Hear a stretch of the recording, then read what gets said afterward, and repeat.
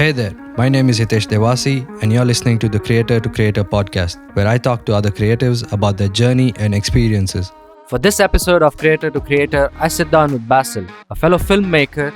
We talk about backpack traveling, advantages of traveling alone, process of submitting your work for film festivals, Basel's new book, and some documentaries as well as some movies to watch. If you learned something new or gained any value from this, please consider subscribing, commenting, liking, and sharing it with your friends. Thank you. So, what's been happening? Life is good. Life is good? Yeah. Everything is treating you good? Yeah. So far, so good. Yeah. Surviving. So, for people who don't know Basel, you are a filmmaker, you do a lot of travel content, you recently wrote a book. I want to definitely get into the book. But before we get into the book, travel, what made you start traveling? Okay. At first, I think 3 or 4 years ago, I wasn't planning to be like a traveler or like a film traveler or so. It just happened when I went first to Indonesia, and then I was just shooting a video there with just a GoPro. Okay. And then I made a video there, but then I saw like people were reacting about this video and how it was like really nice, and maybe I should continue in that career. So I thought that maybe this is my passion, this is my path. So I tried travel more. So I keep. But you were already doing filmmaking before? But I was just Starting really I was just really starting. Okay. But then when I traveled, I thought this is my passion, to shoot in a country that I don't know anything about it, and just to show the people what's happening there, maybe in a different part or in a different perspective. And then after a year, I thought maybe I should stop doing travel videos and start doing documentaries, just to document what's happening in this country, even when there is no one speaking. So maybe a 10 minutes video or short film, no one is speaking anything, just showing the country, but it has a deep story, it's not a direct message story. Interesting. You mentioned a couple of topics that I definitely want to expand, but let's go back a little bit. You went first to Indonesia. What made you choose Indonesia? And where did you travel from? From Egypt. Okay. So you were living in Egypt at that time? Yeah, at that time, yeah. Okay. And it was my first big travel. It was, I think, 40 days at that time. Wow. Yeah, 40 days as the first one? Yeah. Wow. The first one itself, 40 days, huh? And you did backpacking. Yeah. I want to touch that as well. Backpacking, because I'm a huge fan of backpacking traveling, and I try to do that as much as possible as well. Yeah. There's definitely certain elements of backpack traveling that you don't get in other forms when you travel in other ways.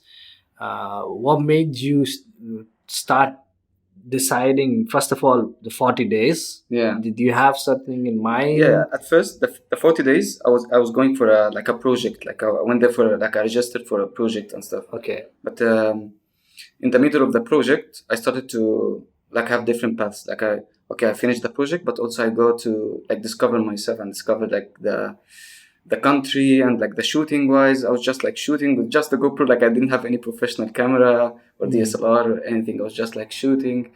But then I came back home. I thought I have tons of material and footage. Maybe I should make a video out of it. After I made the first video, in Indonesia, someone saw it, and then they asked me if I can do one in Sri Lanka. Oh, wow. Yeah. Okay. But then he didn't. He said it's a startup and there is no money in it. And I was just no, I don't care about money. I just want to travel more and explore more, and that's it. After I went to Sri Lanka, another person in Malaysia called me, and he said I want you to do a similar thing in Malaysia. Nice. Yeah, and then So in the first 40 days, how many days was the job that you registered for? I think half and half, 3 and 4, or Okay. 4 and 3. So I have 3 days. I just explore with different people. I go to local people, and then I know what's happening in the country, and not it's not what we see in the news. When I say Indonesia, imagine Bali and like the swing in Bali and that's it. Yeah. But I want to know like what's really happening in this country, like what we don't know. I think that's the biggest advantage of backpack traveling, because I think the persona of, like you mentioned, Indonesia, first thing that pops into people's head is like Bali, the swing, exactly. the beaches, Yeah, and all of it. those things. Yeah. Like, But there's more. But there's so much more. And when you're backpacking, you're like talking to the locals. You're Exactly. finding out places that you never knew existed or that are not famous for any internet famous. Exactly. For any reason, Yeah. but they're equally, if not more beautiful than the famous locations. Yeah. A lot of times, I've experienced that numerous times in my own travels as well. Yeah, true. So where all did you go in Indonesia at that point then? So Indonesia, I went 3 times to Indonesia. Like the first time, because when you travel the first time, you gain all the like I gained so much experience in this like 40 days. So I thought of maybe I can go again.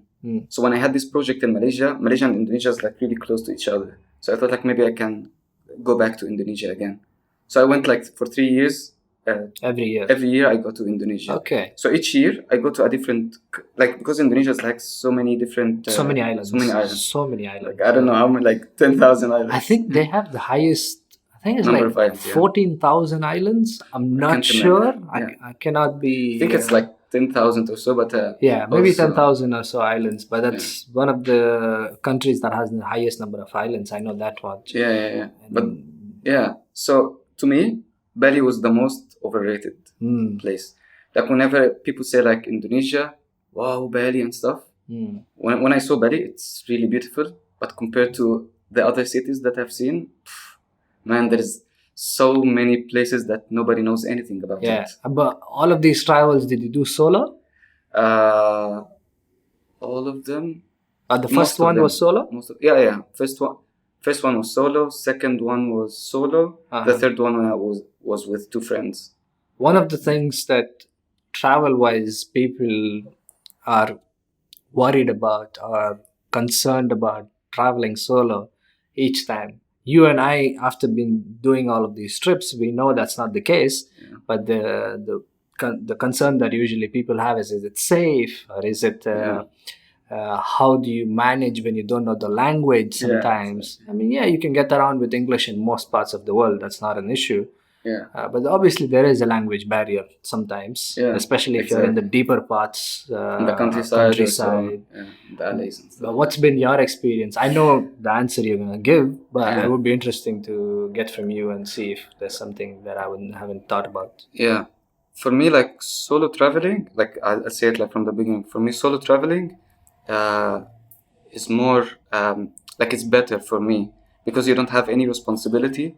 You don't have any ties or so. You just like, you go whatever you want to do. You just do it. You don't have anything. Yeah, you're not making plans because your friends want to go to the exactly. pub or your friends want to go to the beach or something like you that. make your own plans. Yeah. And it teaches you how to live like independently. Like you don't need anyone to like plan for you or like this kind of stuff. You just like do everything you have to do, because if you didn't plan, nothing will happen. Like you will stay in the hostel or so, like you're doing nothing. You don't talk to anybody, you're not going anywhere. Exactly. And a lot of these places, GPS is not the best. Yeah, exactly. So you have to ask the local people for directions. Yeah. You have to ask them for restaurants, things like that. I think for me it was very similar as well. And funny coincidence, my first solo travel was also Indonesia. I went to the Gili Islands for my first trip, 6 days, not 40 days. Okay. 6 days, and I think that's what got me on the hook. Okay. I was like, I need to do this more. The solo travels in a way of traveling, backpacking again and again. Then the second one I think I did was a much longer one, the Himalayas, Spiti Valley in India, for 20 days. Nice. And that was unbelievable. So nice. I definitely understand when you say like you don't have those responsibilities, you don't have those restrictions sometimes, because it's not a bad thing in terms of like having friends when you're traveling. It's just that sometimes when you're going to a new place, you have places you'd rather explore. Yeah. because I don't want to Yeah. go to just another place that I can just like Okay. go And one to a more party, thing- for example. Yeah. I don't want to go to a party when I'm in Indonesia. Yeah, or exactly. I Go want to to a see something new. nightclub or something. Yeah. Because you can experience that no matter where you are. Yeah, and one more thing is like when you travel with your friends, you have to like you get attached to your friends. Like for example, you're traveling with your best friend, you're doing everything together, right? But if you're traveling alone, you're just leaving your comfort zone, which is your friend, and you're just trying to find like new friends. So, for example, if you are at the hostel, you're not just staying with your friend, you're also like making friends with other people. Yeah, you're more open to even talking to everybody else. Yeah, exactly. You're forced, but at the And- same time, it's something you choose. Yeah. You will talk to them at that point Yeah, because exactly. And you meet otherwise, so many people from all around the world. So you see, like, it's not the way you always think. Like, people think differently, and you see, like, there is so many traditions and, like, cultures, like, so many. some of my closest friends that I met through the solo travels now, and it's so interesting to understand world from a perspective of who you haven't met before. Also, because you can get absorbed in the ideas and thoughts of the people you meet on a daily basis, like your friends, your family. Everybody's more or less having the same ideas. Yeah.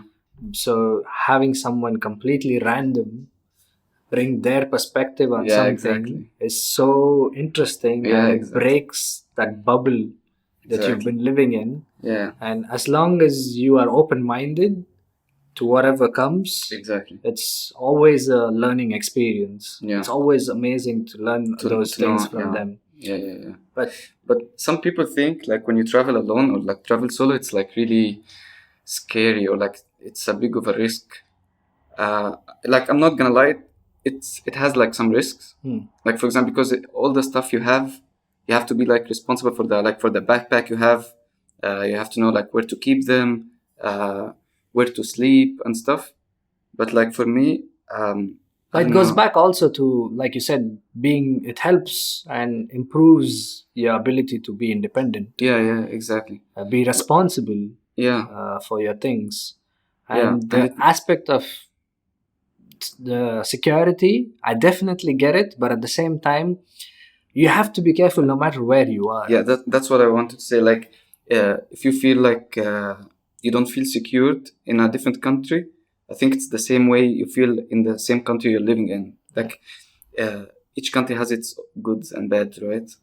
So it's the same. If you don't feel comfortable there, uh, you shouldn't feel comfortable everywhere. Yeah. Like you should feel the same. If you feel comfortable in your place, you should feel comfortable at the other place. Yeah. Because if you're afraid of like theft or so, it happens everywhere. Robbery, anything Happens like it just everywhere in happens the world. everywhere. Yeah. Right? People get too caught up, and because they're comfortable, I think, in their home country, Yeah. it's not the security, it's the comfort element. Yeah. They're comfortable because they think, yeah, I know my friends live here, my family lives here, I know So you know the who city. to call and stuff. Yeah. It's the unknown element that I think scares people. Yeah. Whereas for me, that's the curiosity element. Yeah. Like what's unknown is I'm curious about it, to Yeah. understand it, to learn it, or to explore it a little bit. Yeah. And that is my biggest takeaway from all of my travels. I think just being curious about something that I don't know. Yeah. That translates into filmmaking for us a lot, I think. Yeah. Is sometimes when you don't know something, I can give like a very strong example or like a simple example. If you don't know a particular skill, if you are not comfortable, you would like, if that, I might be stretching a bit here, but I want to make this analogy a little bit if it makes sense. Okay. If you feel comfortable enough in that scenario of being exploring and everything, I automatically am more curious and more comfortable to explore a skill that I would not have done otherwise. Otherwise, I tend to rely way more on the skills I already know. Yeah. Rather than trying to pick up a new skill. Yeah. If that makes any sense. Yeah. You don't need to do solo travels to have that. Exactly. Yeah. But that's how Yeah. it became for me. Yeah, exactly. Like some people like traveling with the group more than solo. Like it's totally fun. Like whatever you like, you feel enjoy like doing it. It's not like, oh, if you're doing solo traveling, that's it. Like if you're not doing solo traveling, you're not traveling. No, it's not like that. Like There's the way you good think. good things to take away from every form. Yeah, exactly. I still Like do some. one of the things that I don't like about solo traveling is that you struggle with taking photos of you. Like no one is taking photos Exactly. of you, right? So you have to ask strangers to take photo of you. And what if this place like it doesn't have anyone? Like there is Yeah, no if you're one. alone. Like for example, you are hiking a mountain and then that's it. You're alone in the mountain. So you have to look like in a place to fix your camera and the timer and then go run and then take a picture and then come back to take your camera. Yeah, there's definitely challenges and benefits to each form of traveling. Yeah, exactly. So it's up to you what do you want to choose, how you want to travel. A lot of times people have asked me, it's a constant question. That's why I wanted to touch on the topic, because it's a constant question people ask me, like, I want to travel solo, but like I'm worried that I'm scared. Yeah. I'm a girl, will it be safe? Yeah. And things. I'm like, I have so many friends who are women Yeah. who travel way more than me solo to places that I probably wouldn't even think of going alone. Exactly. In so many countries. Man. Yeah. And that's something I think it's a misconception through media and through the things that we see in the news and everything. A lot of times that's not the reality on the ground. Yeah. Most people you meet there are super helpful. Yeah, exactly. Anything you ask them, they go out of their way to help you a lot of times. Yeah. Especially if you're a foreigner. Yeah, exactly. That's something they know that you're a foreigner. You have to be careful. Don't get scammed. Don't get robbed. Things like that. Like scams happens everywhere. Yeah. Like that's the thing. Like if you're afraid of being scammed, it happens everywhere in your country, in other countries, everywhere. Like there is no country that I went to and it doesn't had scams. How many countries have you been to so far? I think like 19 or 18. Jesus. But like it's each country, the thing is like each country I go to like so many cities. Like I just don't explore one city, but like I explore cities. I think like number of cities is like 82 city. Yeah, like in total. But because I enjoy like not just going to like as I told you, like I don't want to go to just Bali, but I want to see like cities that I don't know anything about, like at all. So do you plan anything before going? Okay, so I make a plan. And then the first day when I go there, the plan changes. Everything in the plan changes. Okay. So what happens is when I go to the hostel, I ask people, this is my plan, what do you think? And then they tell me, for example, I went this and I didn't go this and blah, blah, blah. So is this worth it? Yeah. This not? No. And then I ask him, not this time of the year. This is better that time of the year. Exactly. So maybe, you want to go to this waterfall? No, there is another waterfall that nobody knows about. The name is blah, blah, blah. And he gave me the name. And then I go to the other waterfall, which is like, whoa, it's super beautiful. Like it's more, even better. So it's like that. Each trip I go to, like for example, Vietnam, when I went there, I planned like, Vietnam like is like, long. Like, it's like a long country. Like it's not like a square or like the shape of the country. So people usually take from the north, take a scooter and go to the south, like a road trip to the south. So I thought I would do the same, right? But when I went there, in one point, which Hanoi, the capital, when I went there, people told me like, oh no, you have to go to Ha Giang, which is the one on top, not down. And that wasn't my plan. I just wanted to go down, right? But then I changed my plan on the first day. I said maybe I should go up. Yeah, that's really interesting as well, because a lot of times, we mentioned this a little bit before, saying that we don't know the places in the country which are good a lot because they're not famous. Yeah, exactly. And being open to listening to local people or it's in better the hostel, than the internet. Hostel, I think, is one of the best forms, because everybody there is traveling. A lot of times people have been living there for a while. Exactly. They've been exploring before you were there. Yeah. I remember when I was in Bali, the hostel I was staying at, there was a couple who was traveling for 2 years continuously. They've been exploring one country after another. And there's another girl who was there in Bali, staying for, I think, 2 months. Okay. So she knew every place to go. Nice. And it was just so much easier to just talk to her, ask her like what places are good, what places are not good, what's good at this time of the year, or should I not go here, etc., etc. Food wise, Wow. because that's definitely something I love doing, exploring local food. Yeah. So just asking them what restaurants are good, Yeah. what shacks, like cafes, etc., etc. Like Yeah. all Not of these, like the famous stuff, but No, like something really good, but it's not. the It's not local, like proper, exactly. authentic local food. Because a lot of times they are big restaurants. What happens is they're trying to cater to international the market, like foreigners who are there for travel, Yeah. and they want to make sure the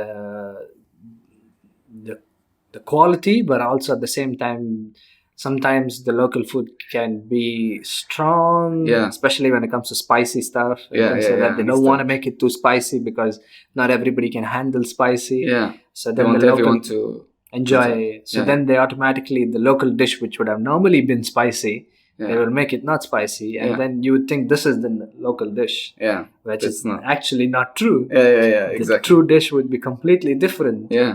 And that's why I think I love finding out from the people who Yeah, either exactly. staying there or Yeah. who have been there for a longer period than me.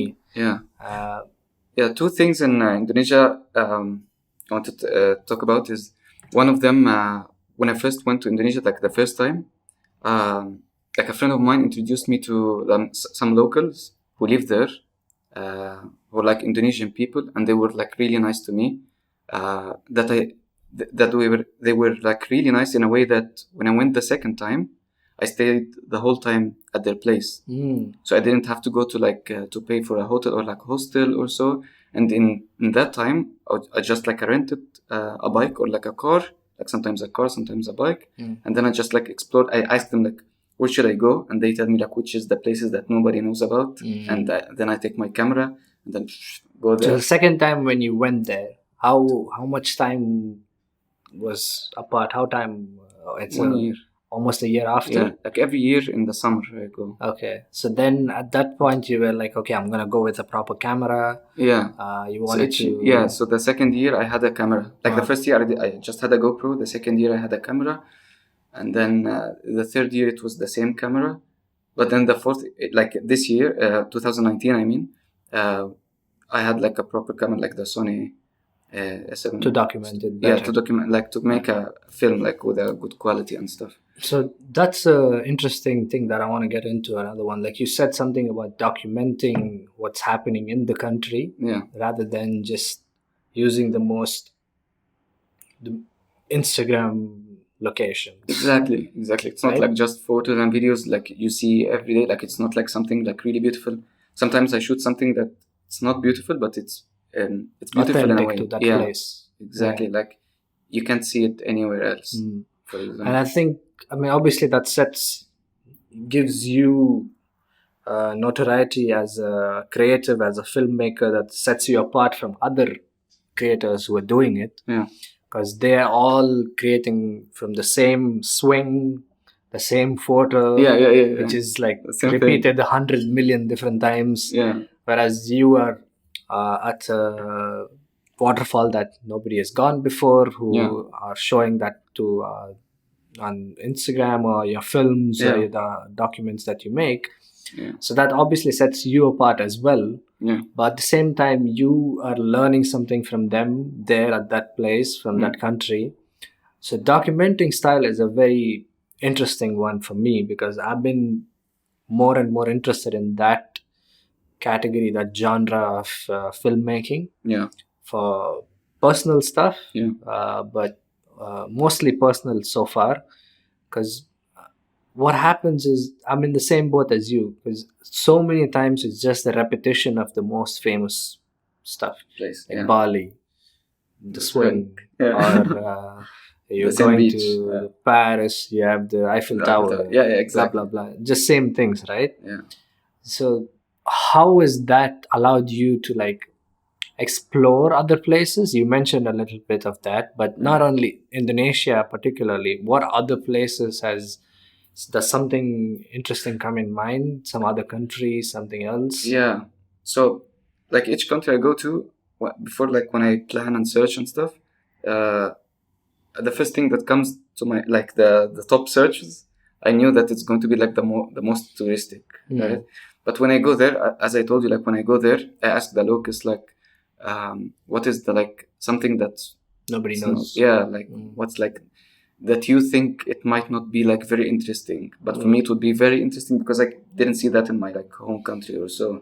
Even if it's just like a street, you know what I mean? And if just a river or so, maybe it looks like something different. Okay. But connecting it to filmmaking a little bit. Okay. How did that start becoming? How did that start become trademark for you? Because you mentioned like other people started asking you to do in Sri Lanka and these places. Malaysia. Were they asking you to film the most famous locations? Okay, so in Sri Lanka, it was like a startup. They wanted just to shoot anything that's happening. Like, for example, we're doing activities, we're doing blah, blah, blah. Like, anything that's happening, we're just shooting it. But in Malaysia, I was just shooting like a project, like just for 2 days project, just for a guy, like it has nothing to do with the country. But then I asked the guy if I can longer my stay there. So I stayed for 30 days. And this 30 days are just exploring Malaysia and shooting with myself and making personal projects. And then another person saw what's happening in Malaysia. And again, I went to Nepal for another project. It was just going like this way. But yeah, one more thing I wanted to say. In Indonesia, I was introduced, like it was the 2 subjects I wanted to talk about. Yeah. So in Indonesia, there was another guy, like he was a Moroccan. His name is Saad. We became friends and stuff. We didn't plan anything. Like we just became friends there. We didn't know that we were going to be friends. And like we become like really close friends in a way that the next maybe like 2 years after we met in Indonesia, he told me like to come to Morocco to visit Morocco and stuff. So I went to Morocco just to visit him and also to see the country. And he like was like a really nice guy. Like he offered everything. Like even like he helped me with everything. I didn't feel like I'm a stranger in this country. You know what I mean? Like when you have a local with you, it just helps a lot. Like it just like, and also like this guy, like he understands my mind. Like when you see someone, So we traveled for like 2 weeks, backpacking and with just one car. No, like sometimes with one car, sometimes just backpacking and like couch surfing and stuff. But one time we decided to hike a mountain, like it's the highest mountain in North Africa. It's called Mount Tubkal. Okay. So we just planned it and we just went there, and it was like really dangerous. Like it was snowy and windy and it was like crazy. Like at that time I knew that I was going to die. Like I wasn't just like hesitating that I'm going to die. No, I was pretty sure like that I'm going to die. What was the circumstances? Was it the cold? The wind. Like the wind was like crazy. Like it pushes you. Like it can push you from the edge of the mountain. I swear. Like I was standing on the edge. I was just like, please don't move.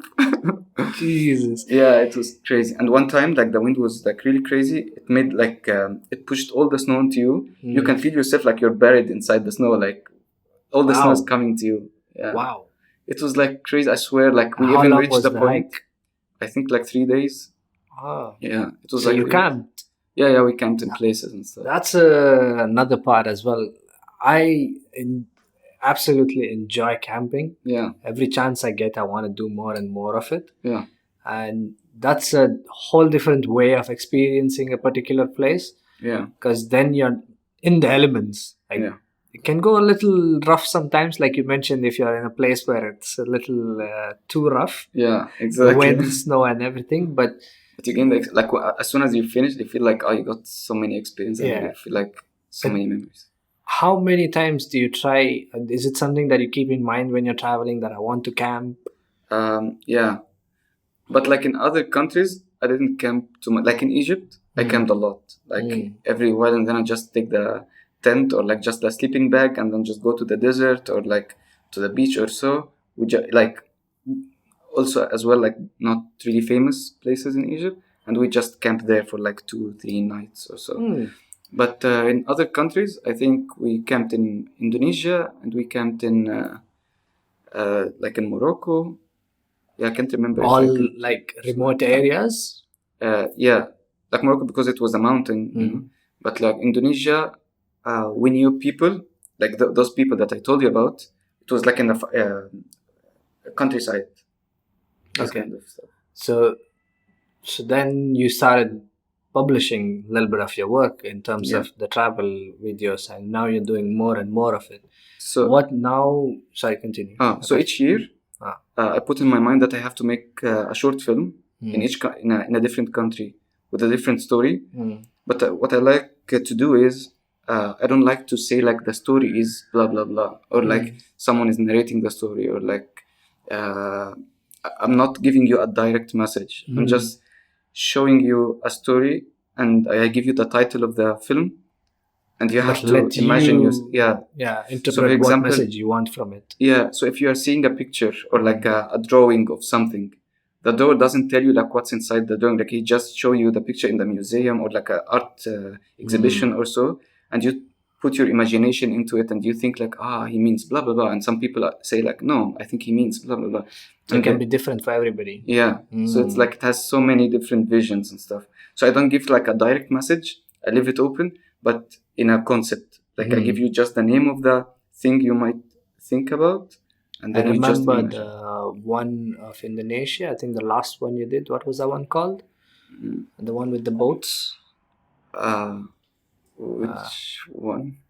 What was it called? Was it Waves? No. I Not remember. chains, no? Chains. Yeah, Chains. Oh, Correct. that was Chains. in Vietnam. That was a really interesting one. I love that one. That was my biggest project, I think. It was like 10 minutes, and I wasn't focusing on the travel. Like usually I focus on like, oh, look at the country. It's like really beautiful. You have to go there and stuff. But this time I wasn't focusing on that way. I was just focusing on what's really happening in this country. Like, for example, people praying. I'm shooting, in the street. I'm shooting in the graveyards. I'm shooting like people getting married, people working, like every kind of stuff, or what I saw.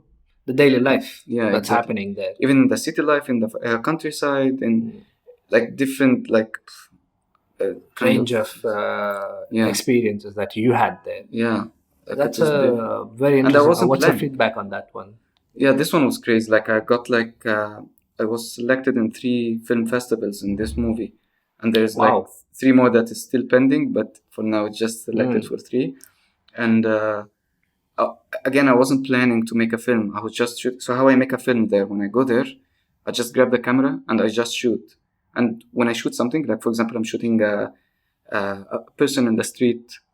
While shooting it, I try to imagine like what's the story behind this guy, for example. He's working, he looks tired and stuff. Also, the concept is work. And then I shoot another thing in the same concept.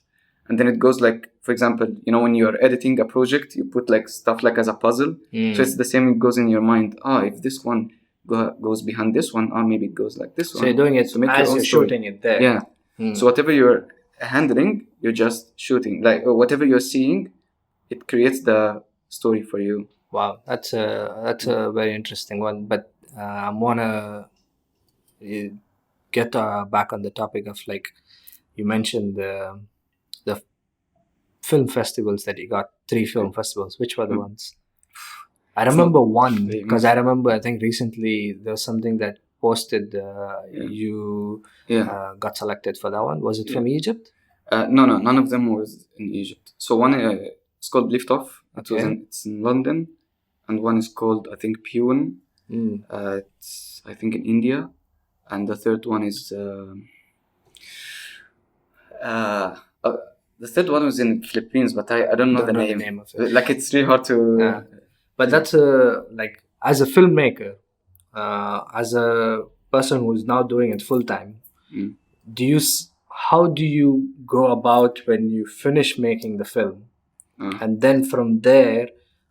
publishing it, trying to get attention to it, trying to submit it for film festivals, trying to submit it for competitions and other scenarios like this. What's your thought process generally when it goes to this? Because travel-wise, that's a segment where there's a lot of people that lately it's one of the most famous categories in filmmaking, right? Because everybody wants to travel and make travel videos. Exactly. There's some really famous ones on YouTube that do all the time, like Las LeBlanc, There's many of them who do this constantly for a living. But as a person who is, like you said, making these films and then wanting to get into certain shows, Yeah. how do you go about that process? Yeah. Okay, like as I said, like each year, I try to change my perspective on how I see the stuff. So at first I told you like I just want to make travel videos, and then I try to make a story. But then after I make like shoot and stuff, I think like, oh, what should I do? Like, should I publish it on social media or should I just like apply in film festivals? Because the thing is, if you publish it on social media, it won't get selected in some festivals because some festivals ask you like Exclusive. It shouldn't be published anywhere. Yeah. So that's the thing. Should you want the attention of the like your audience and like your fans and stuff, or you just want to apply for like something even bigger, like to get like something really good, but nobody can see As it. a recognition for building your own brand almost. Yeah, exactly. As a person, as a filmmaker, your own brand, like Yeah. once you start getting these recognitions from certain film festivals, that can create other opportunities for work. Yeah. Because at the end of the day, you also have to think about that as a full-time filmmaker now. Yeah. It's something that you have to think as well. Like obviously you love traveling, you want to travel as much as possible, but the reality comes in as well of like, okay, making sure all the expenses and who's sponsoring Exactly. for the trips. Exactly. The good thing you said was when you have certain opportunities in a different country, you ask them, like, can I stay here longer? Yeah. That's a very interesting one, and that's something that I think is very good for people to know. Yeah. Because you're already going for a particular job. Exactly. If it's 4 days, 5 days, more likely than not, the client is going to be okay with you staying longer. Because it doesn't matter to him. It's just like he wants you to do the project. Exactly. And once you deliver that, you're going to be like, okay, I'm going to explore the country.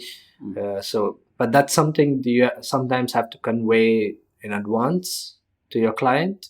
Because certain countries, I'm sure, with so for some people, the visa restrictions and things like that, you have to just keep in mind saying that, okay, when you're approaching, discussing with the client before you go to the country, make sure you tell them like, okay, I would like to expand my trip there longer. Exactly. So please mention in your letter or etc., whatever it is, that this person is going to stay here longer, right? But the interesting part, like you mentioned, was like, do you choose to publish it on your Instagram or other social media platforms for your fans, for your audience, so they can enjoy it? Or do you choose to put it in like certain film festivals and other competitions? I usually choose like to put it on social media. But in my latest project, like the chains one, like I postponed the publishing it because of the film festival thing, because I was just like taking it more seriously than the year before, and next year I'm going to take it even more seriously. And like so I said like, maybe this one I should apply in film festivals first. So I applied in several. Some didn't get selected, and some, like as I told you, got selected. And when it gets selected in 2 or so, I said like, maybe it's time to publish. Like, and then I gave like a trailer or like a teaser, and then I said like the time of and the date of the film is going to be, and just like some posters. I added some posters, and then that's it. Like everyone was just like watching in the same time. So each year you're marking up. Yeah. I'm thinking differently. Like, it doesn't matter now the social media. Now it matters the story. Now it matters like, I want this story to become something even bigger. Because when you get selected in film festival, it just like gets bigger. You know, like the concept of this film, like, now it has like more meaning. It's selected with 3 film festivals. Like, now it's better than the one you did before. That's not selected at all. It's your personal satisfaction as well. Yeah. But at the same time, it's for your profession. More recognition too. For your recognition, for your own profession, it's something you want to like keep building up more and more. Yeah. So is there a film festival that like is a dream of yours? Cannes, of course. Which one? Cannes. Yeah. Of course, this is like everyone's dream. Or Sundance. But like those are like my biggest goals. Okay. But I didn't apply for them with this one because I feel like this is not the Right project. For yeah, that. this is not the right project. Mm. Like I'm still thinking to make like another project, like which is like a feature film, like a big film, like maybe an hour and 30 minutes Like or so. a full documentary. Yeah, in the same way I'm doing. Like it doesn't have to have like talks or so. Have you seen this movie called Baraka or some sort? No, I don't think I have. What's it Okay. about? It's the same concept as I do. Ah. So it's like but mine is like a really short film. It's like 10 minutes, but this film is just like an hour and 30 minutes. Mm. No one is speaking. There's no dialogue. It's a silent film. But it has like sound effects, soundtracks, everything. Like no speech. yeah, but it has no speech at all, and it has like really deep message. He's like this guy, this director. He shot in so many countries, and he combined one big story to see, like, for example, in one country, for example, they are praying this way, other countries are praying in that way, and you can even see like so many different religions that you never heard of. Like That's a strange really when you see interesting like that. concept.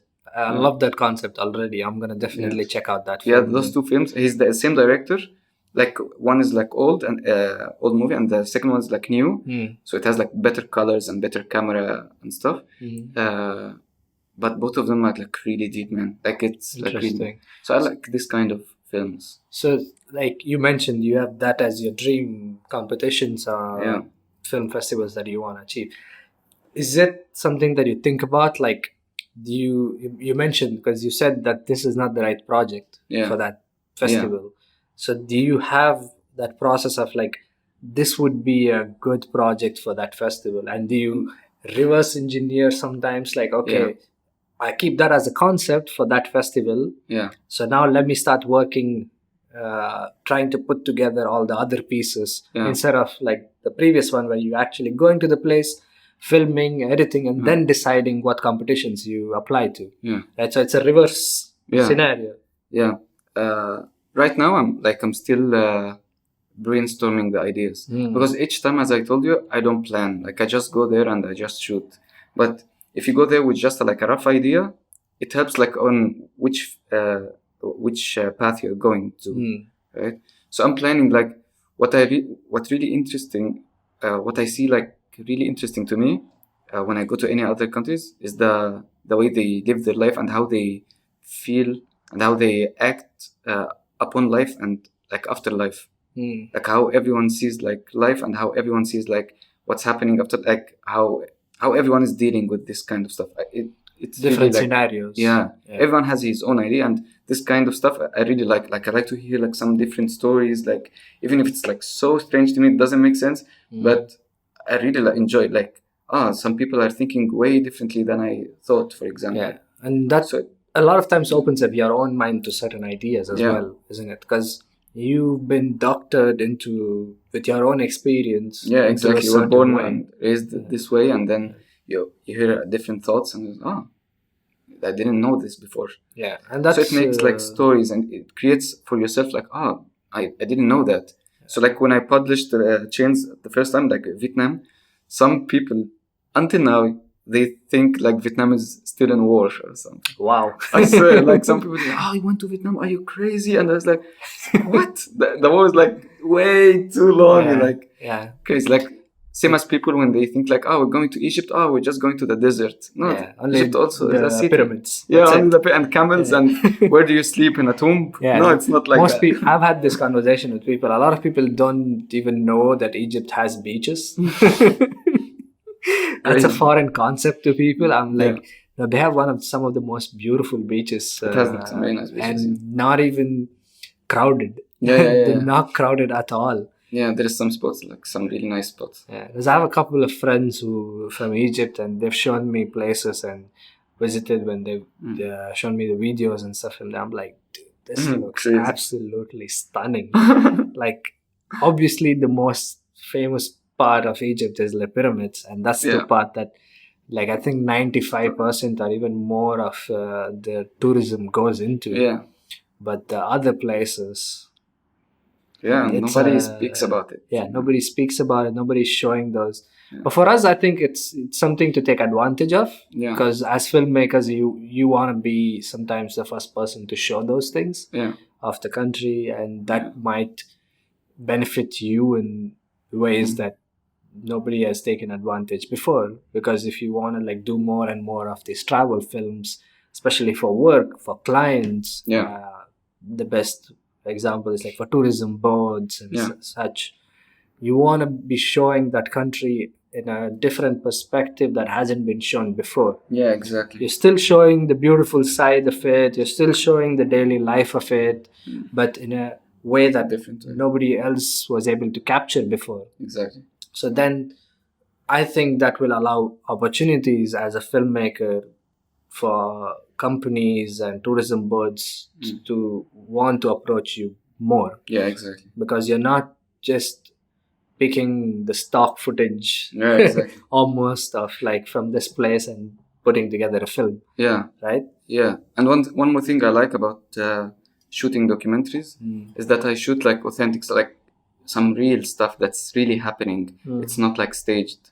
Like why I enjoyed shooting Chains, like the film in Vietnam, because it like 100% of the footage wasn't staged. Like nothing was planned. I was just like shooting some real stuff happening without telling anyone what to do or like where to stand or so. I'm just shooting them from like a zoom camera, like from zoom lens, I mean, from like really far and like what's happening. Yeah, but then at the end, I have to tell them like if their faces in the film, footage, I'm showing it to them, like I'm aware, like I have to show them that I'm shooting. Yeah, so I think that's a very important thing that you brought up, and that's something we should definitely expand a little bit on, saying that if you are traveling and if you are shooting pictures and videos of people from there, have the courtesy of telling them. Especially if their faces are in the footage, just tell them, be sure to let them know that if they're okay with it, and if they're not, just don't use it. But sometimes you see something that for example they're doing, like for example working in a way like they are really doing it, they are not faking it, because they just doing it like their daily life, right? So if you told them that if you're asking them you're going to shoot, they will start acting. They will not do it the camera same conscious. Yeah. So that's why I shoot first without them noticing. If they notice me, I just like wave or like hi or like say for them. Like for us, it would be like really easy to shoot in a different country because for them it's like, he's just a tourist. You know what I mean? Like, he's a stupid tourist, or like, you know what I mean? Like he's not like, like this guy is like, who's that and stuff. Like, just, he's a tourist. Idiot and stupid. Like, and I'm just like, I'm just a tourist. But then I'm shooting a film. If they don't feel good about it, like I see it in the face. Like if they don't, like if they're covering their face or so. Like sometimes I shoot like. Some ladies I shot like and they felt like I saw them like they covered their faces. So I immediately I stopped and I deleted the footage because I don't want them to. Exactly, you have to just be cautious about it. You have to be nice about it. You have to be friends with everyone. Like everyone should be like they like to be in this part. Yeah, and the other thing you mentioned as well, like it doesn't have to be if your idea is to document them without staging. Shoot them, but afterwards at least have the courtesy to go to them and just ask them if they're okay with it. I think that's very important, especially as filmmakers. It's something we need to make sure everybody follows. Yeah, exactly. And the best way to do it because some people are like really rude, like they're just shooting and then it doesn't matter like how the other person is feeling and stuff. And that's not like really important. You don't want to be that person because then that person is gonna probably not have a good impression of other tourists or other filmmakers. Don't spoil it for other people. Exactly. Because then if someone else is with a camera there, they're more likely to be aggressive towards them. Yeah. More than anything else. They're like, what are you doing? And stuff. And you don't want that because somebody else doing that, if somebody else did that and you were experiencing that aggression from somebody in that country, you would not feel good. Yeah, exactly. So let's not do that. So just think of it that way, and it's always good to let people just treat them the way you would like to be treated. Yeah, exactly. If someone was taking your photo or your video and they didn't tell you, you would not like it as well. Exactly. So just you have to be like super friendly with everyone.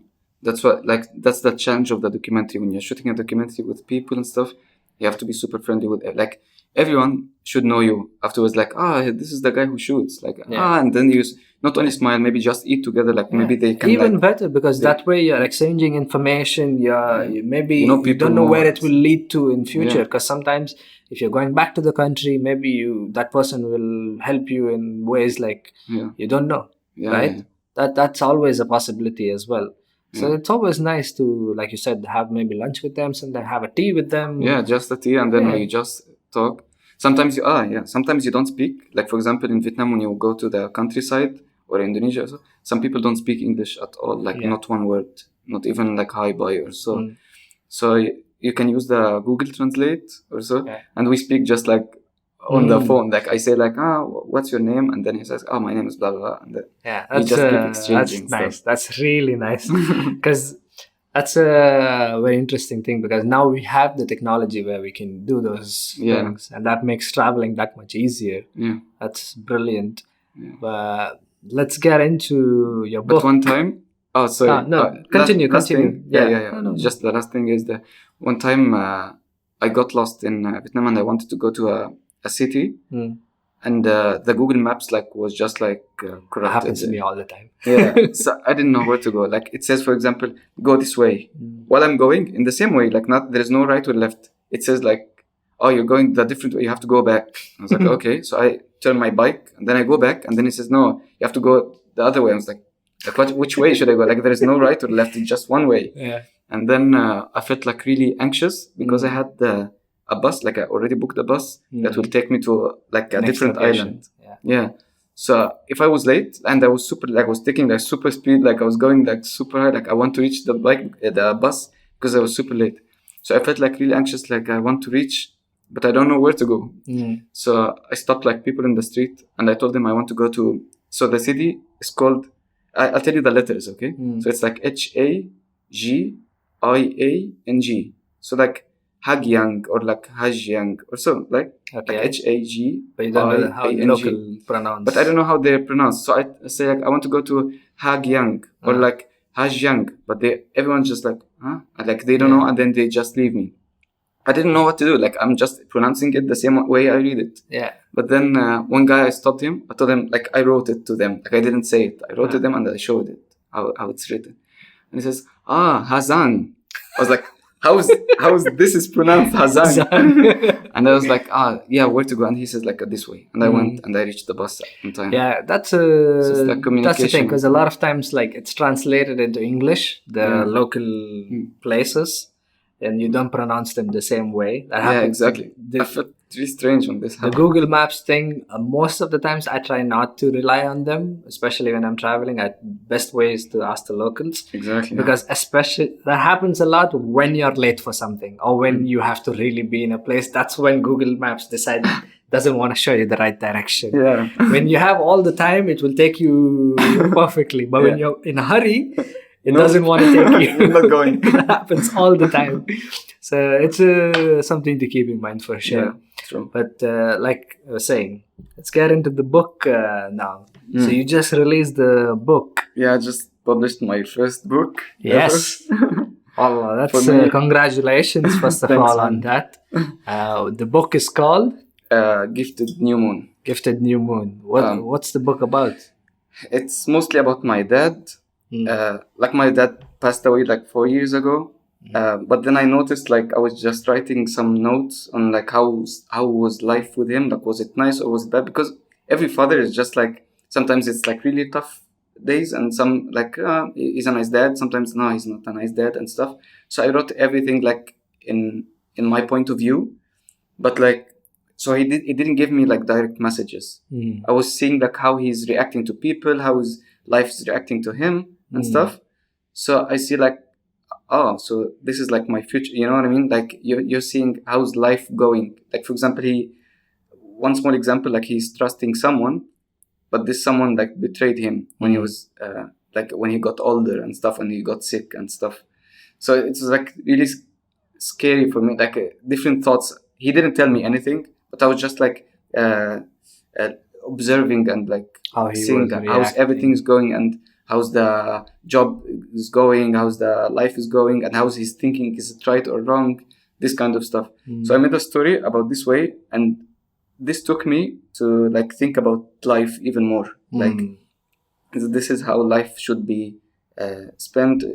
Like there is like some stories, some answers, some this kind of stuff. So the book is primarily like anecdotes of your experiences with your dad from Yeah. your perspective. Yeah, and like what's the messages I got and what's the answers I got without him telling me, like with just observing him. That's Like, it's not something he's telling very me. interesting point, because I sort of identify to that a certain way, because me and my dad also don't have a very we Connection. don't talk Yeah. like as open up and Yeah. just sit down and talk a lot. That's not our Yeah. relationship as well. But I lately have found way more of me just going back to the thoughts of how he was reacting Yeah, to certain exactly. scenarios, and understanding how that helped me. Yeah. How Now I understand it more. Now I understand it way more. Even like when he was teaching me something, a lot of times it wasn't direct. Yeah. It was yeah, very exactly. indirect. So you don't understand it at that time. Yeah, and Yeah. then later on you start thinking about it and you're like, oh, that was a good Exactly. lesson I learned at that point. If Yeah. I hadn't learned that, it would have been a problem right Yeah. now, or it wouldn't have been. It's very helpful now that I learned it. Yeah. So But interesting. So how did you start to right? come to an idea about even writing a book? Yeah. At first, I wasn't planning to write a book. As like all my films, I don't plan to make a film, but just like each time you go through it, you just like you put different ideas in your mind. So I was just like writing like what's happening in my thoughts, like just different thoughts, Like just journaling. Yeah, even in paper, I didn't write on Word. Like I would just like I have a like a notebook. I just like write with my pen, nothing special. Like I just writing thoughts. But then as editing, like you organize your sequence and stuff. I have tried to organize like the papers and stuff. Like this makes sense if this one is after this one and this one is after this one, and until I tried, this makes sense to be a story. So at the middle of the story, I thought like, maybe I should make it as a book.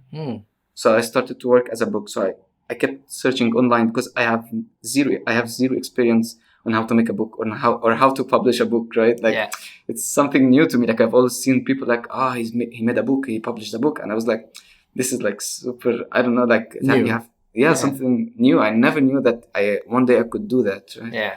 So I kept searching, and I did everything like from A to Z, like from the cover to publishing it to how to distribute and like everything. But I got help like from two people, like they edited the book itself. So like they edited like, for example, if the grammar wasn't right, the vocab, like it has like a better word and stuff. So they helped me a lot. Like they went through the book and I like put them on the acknowledgement in the end, like who helped me and stuff. Yeah. But each year, so the book I started it like 3 years ago, I think, or like 4 years ago, roughly. Usually books take time, huh? Yeah. Books usually take a lot of time. And yeah. But the thing is, because continue. The thing is, I wasn't really concerned about books. I'm concerned more about filmmaking. Like my passion is on filmmaking. Yeah. So I didn't give it all my time. I just like when I'm free. Now I have like one week vacation. Maybe I should start writing more.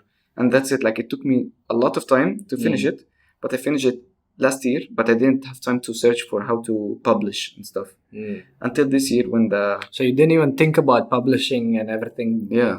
Until you finished it. Yeah. Okay. Interesting. Yeah. Even the cover. Like I made the cover. Even like when you see the cover of the book, every element in the cover is something. Even either I took a picture of or it's a picture of me. Even the stars. Like the whole thing is just like I try to connect like everything from different countries, like for example, the mountain, one side from Nepal, the other side is from Morocco, the stars from different country, like that. So I try to put everything together and at the end see how it's going to be published. So when I was in Egypt, I asked, like I got a friend of mine, he helped me to find like numbers and stuff to communicate through, like to connect with, to publish my book.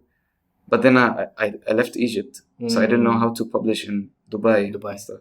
So I thought like, what's the easiest thing to publish on is like Amazon. Amazon, like everyone uses Amazon. So I thought like I kept like looking and searching like, how to publish on Amazon, and I found a way. So it's published on Amazon, but this is just like the first step. The second step is to find like another distributor and publisher who can like publish, Get the word worldwide and stuff. out. Get Yeah.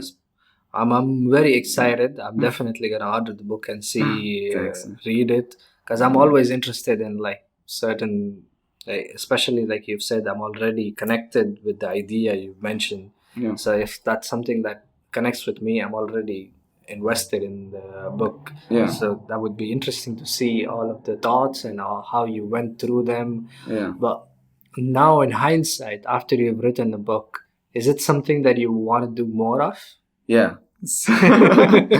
Now after I finished it, Yeah. and it took me so long, Yeah. I felt like now I have more passion now into writing stories.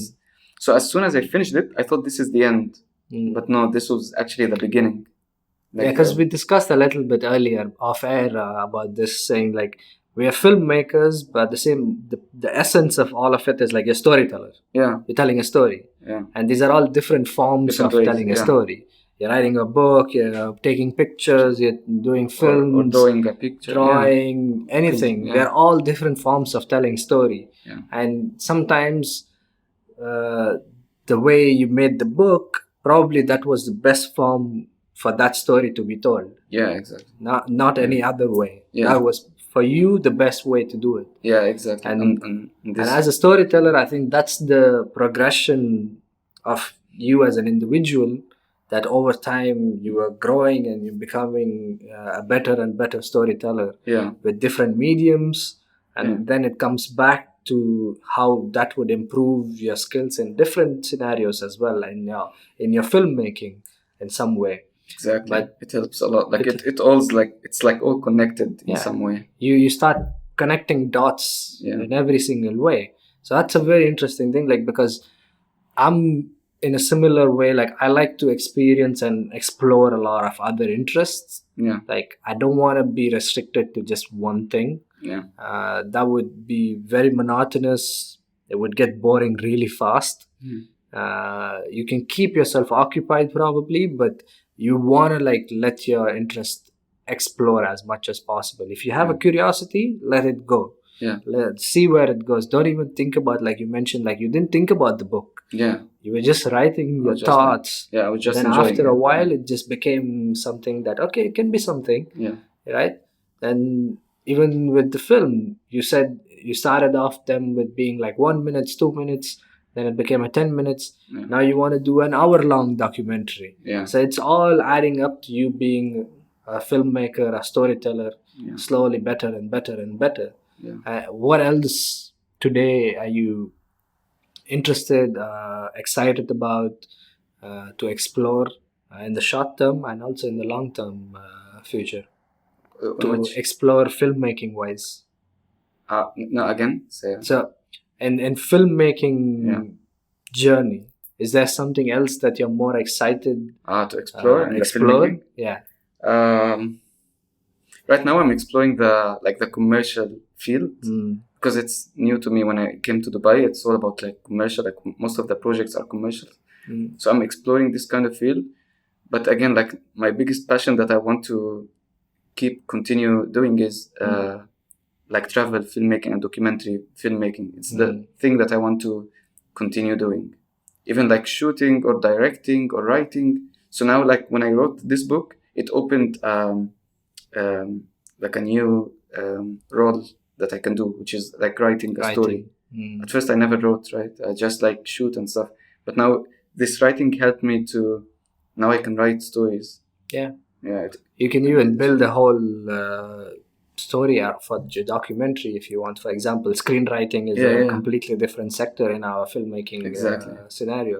Yeah. So and now I really enjoy it. Like when I read, I was like, oh, it makes sense now when people write this way. And also, I think I've noticed this in me. Tell me if this is something that you have noticed when you were watching movies and series or documentaries.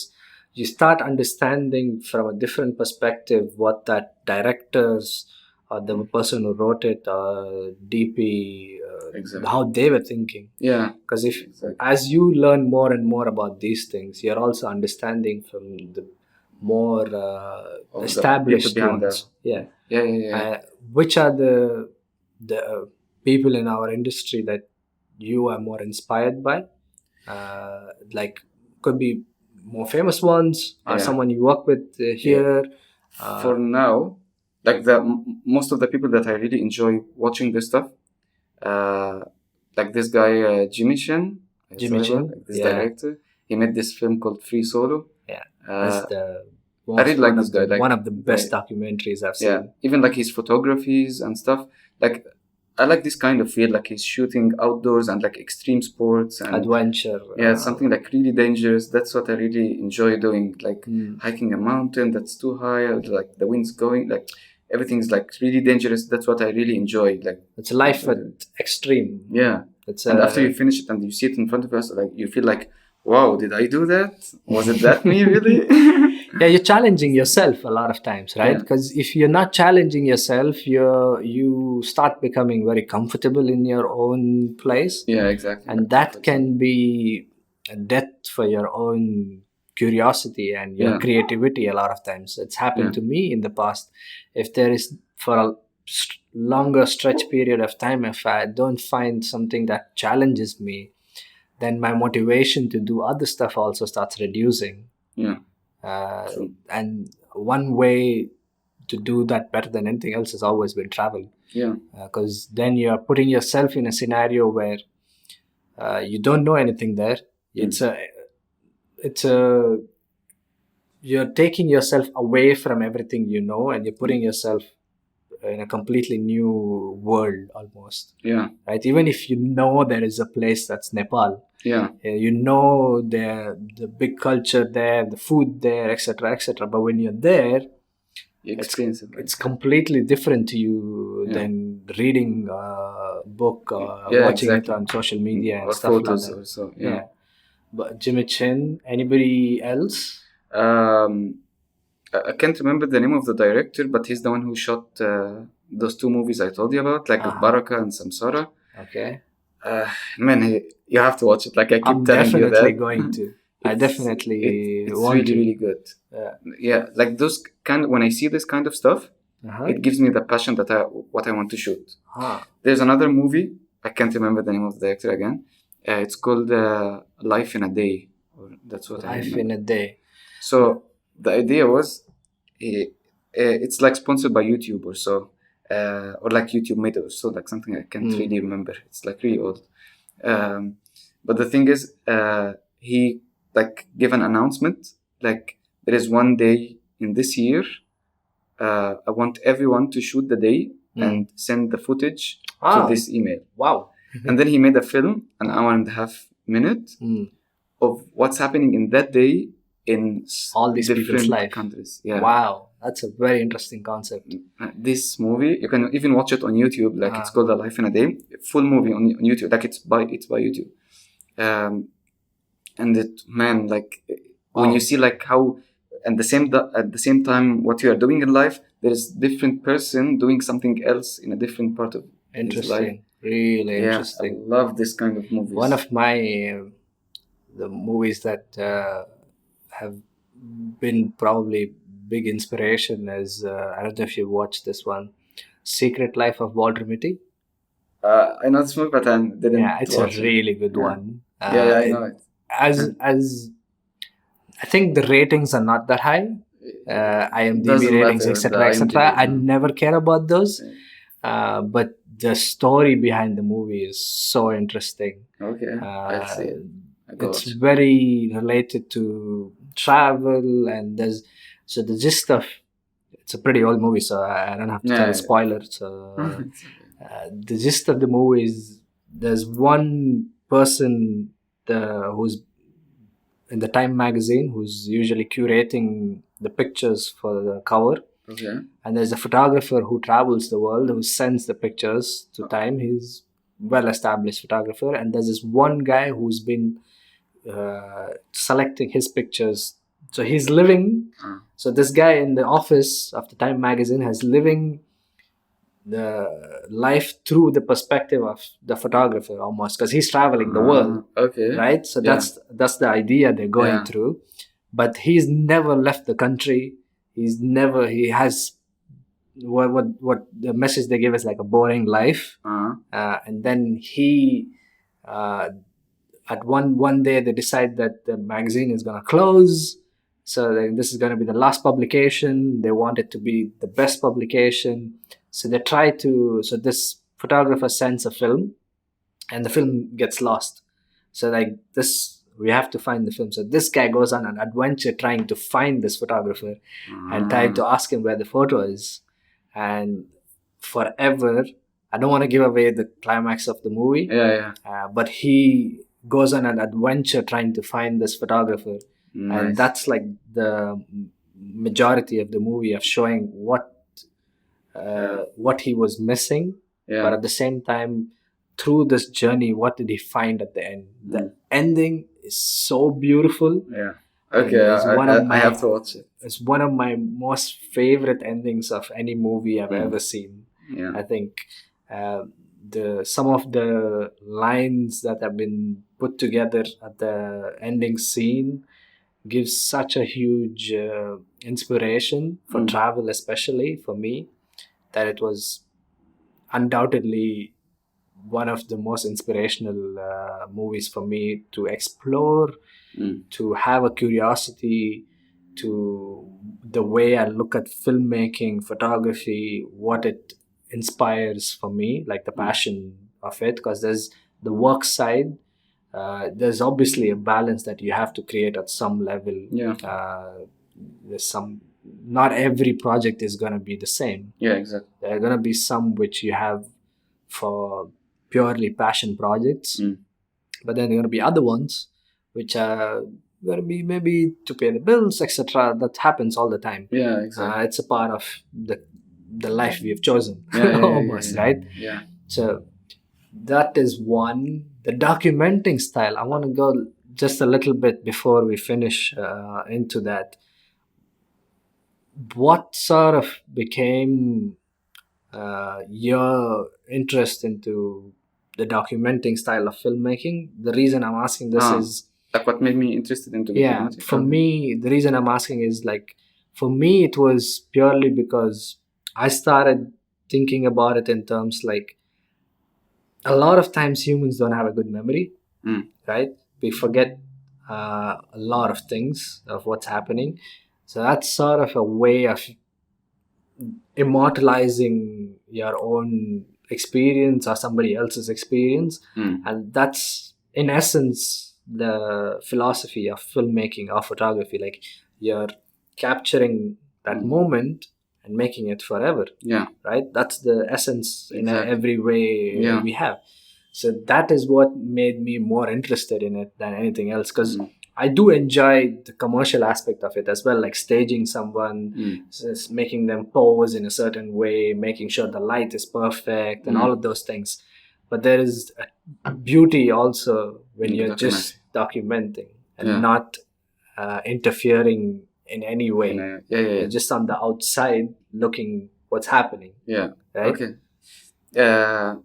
What made me love documentary, there is this guy I worked with in Egypt. He's a director, a documentary director. He's called Ali Al-Arabi. He's like really, really good in as a director, like for a documentary. So he offered this job for me to film and edit a film he did. And this film is like really long. It's like one hour and like roughly 2 hours.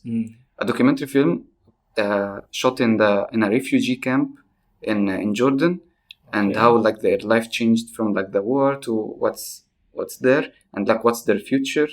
And even they went to another country, like traveled for as a refugee.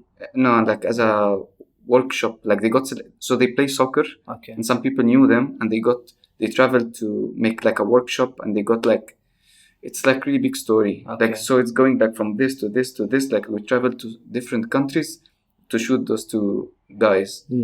So it was my first experience. That was like 2 years ago.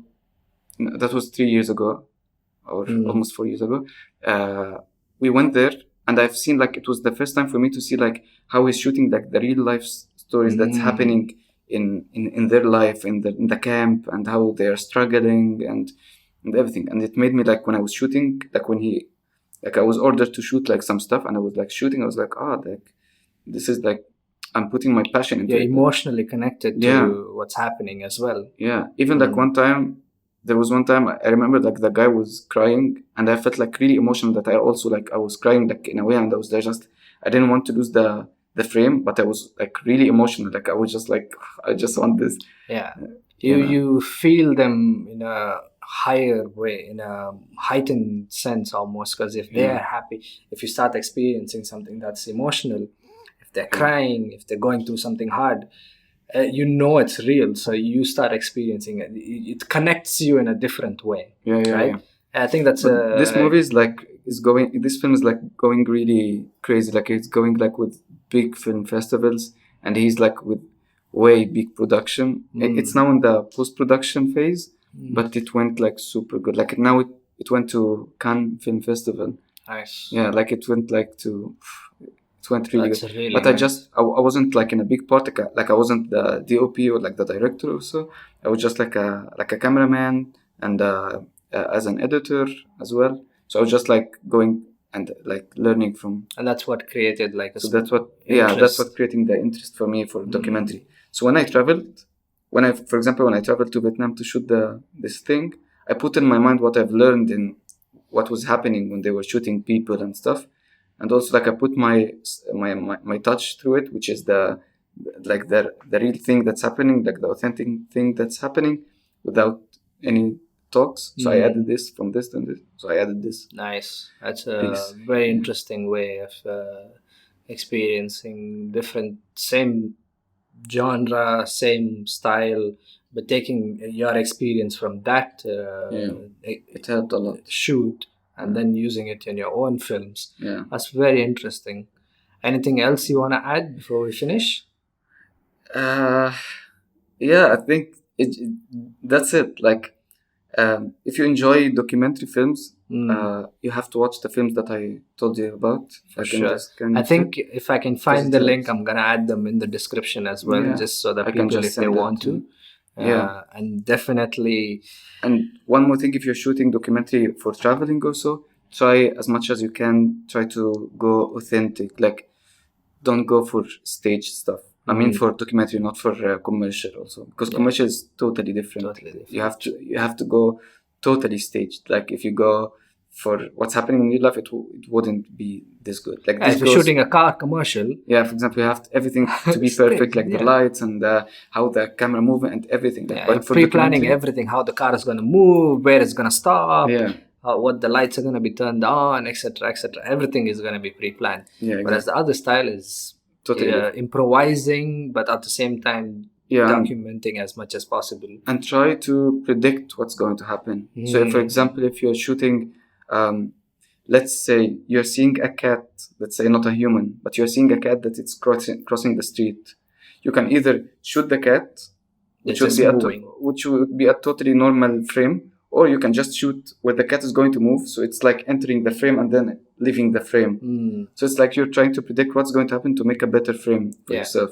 You're seeing someone like talking to someone. So both of them in the frame, and then one leaves and then the other leaves. It totally makes sense. Like maybe you live with them, or maybe you just leave the frame as it is. It makes sense to try to predict. It makes the story even better if you predict like what's going to happen afterwards. That helps you as well. I think as a filmmaker, it puts you in the process of like where the story is going. Something you mentioned at the beginning, I remember, like you start to put together the pieces of the film, the final edit, but you're thinking of it in the real time. While you're shooting it. So that helps a lot in that way. For sure, I think that's a very interesting point that you mentioned. Thank you for that. But definitely tell where your book can be bought, where your social media handles before we finish. It's just in my bio in my Instagram. I'll add the social media handle here. The book, as of now, it's available on Amazon. Okay. I can give you the link as well. You can. I'll add all the links in the description. And thank you again so much for doing Thank you this. so much, I'm very Hitesh. excited to see all of the other films that you're going to do. Thanks, man, so And much. inshallah, we'll do some films together Yeah, as well hopefully. at some point. Yeah, Definitely. hopefully. Now that winter is here, Yeah. I think I definitely want to try explore, because more likely than not, I don't think we're traveling this year. Yeah. That's what I thought. I don't see myself going anywhere as well. Yeah. So Let's just save ideally, for the next maybe around Dubai or something, we might start creating something as Exactly. well. Let's go. Well, let's see. Yeah. Thank you so much. Thanks, bro. Let's stop. Awesome.